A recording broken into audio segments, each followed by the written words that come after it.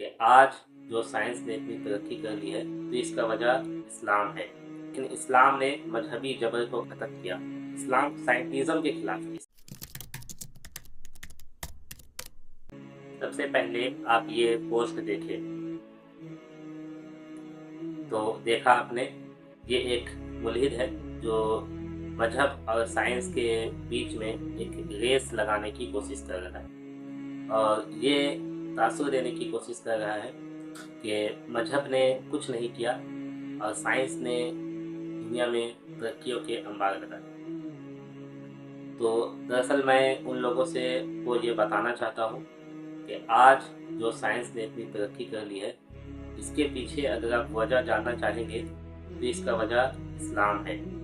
اب آپ پوچھیں گے کس طرح سے، تو اس کا جواب یہ ہے کہ اسلام سے پہلے آپ دیکھیں گے کہ دنیا میں مذہبی جبر تھا، یعنی بادشاہ کا جو دین ہوتا تھا وہ رعایا کا بھی دین ہوتا تھا، اور آپ اس مذہبی جبر کے خلاف کوئی بھی اقدام نہیں کر سکتے تھے۔ آپ کے سامنے کوپرنیکس کا حوالہ موجود ہے، لیکن اسلام نے مذہبی جبر کو ختم کیا۔ اسلام نے آپ کو فریڈم دی کہ آپ غور و فکر کریں، اور غور و فکر کرنے کے بعد آپ نئی دریافت کریں۔ اسی لیے آپ اگر قرآن کریم کو کھولیے گا تو آپ کو وہاں پہ بے شمار آیتیں اس طرح کی مل جائیں گی جس میں اللہ فرماتا ہے کہ تم غور و فکر کیوں نہیں کرتے، تم اپنے اندر اللہ کی نشانیوں کو کیوں نہیں ڈھونڈتے، تم آسمانوں میں اللہ کی نشانیاں کو، اللہ کی آیات کو کیوں نہیں ڈھونڈتے۔ تو جو ہمارا دین ہے، ہمارا اسلام ہے، آپ کو آزادی دی، آپ کو سوچنے کا اور سمجھنے کا، غور و فکر کرنے کے لیے ابھارا ہے، آپ کو اپریسیٹ کیا ہے۔ اور جب دیکھیں کہ جب دنیا سے مذہبی جبر ختم ہوا تب سائنس نے کس طرح سے ترقی کی۔ اس پر ایک کتاب ہے مولانا وحید الدین خان صاحب کی کہ اسلام اس دور جدید کا خالق ہے۔ اگر آپ چاہیں تو آپ وہ کتاب ضرور پڑھیں، آپ کو سمجھ میں آئے گا کہ کس طرح سے دنیا اسلام آنے کے بعد کس طرح سے سائنسی ترقی ہوئی اور سائنسی ایجادات ہوئی۔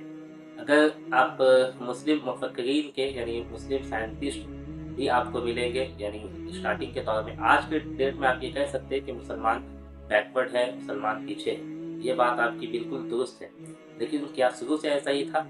تو بالکل ایسا نہیں ہے۔ اگر آپ پاسٹ میں دیکھ سکتے ہیں کہ مسلمانوں میں ابن سینا جیسے لوگ بھی گزرے ہیں، مسلمانوں نے الگوریدم کا فارمولہ دیا، مسلمانوں نے طب میں اچھا خاصا کام کیا ہے۔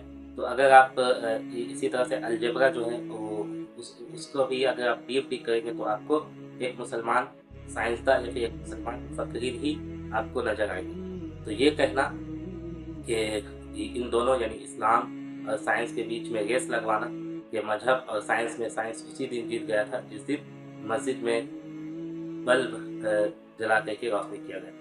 یاد رکھیے اسلام سائنٹزم کے خلاف ہے۔ اسلام کا مطلب اکثر لوگ دیکھیں گے کہ سائنٹزم کے خلاف ہے۔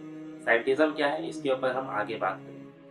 اور دوسری بات کہ مذہب کا جو دائرہ اختیار ہے، سائنس آپ کو کیا کا جواب تو دیتا ہے، کیسے کا جواب تو دے دیتا ہے، لیکن کیوں کا جواب نہیں دیتا۔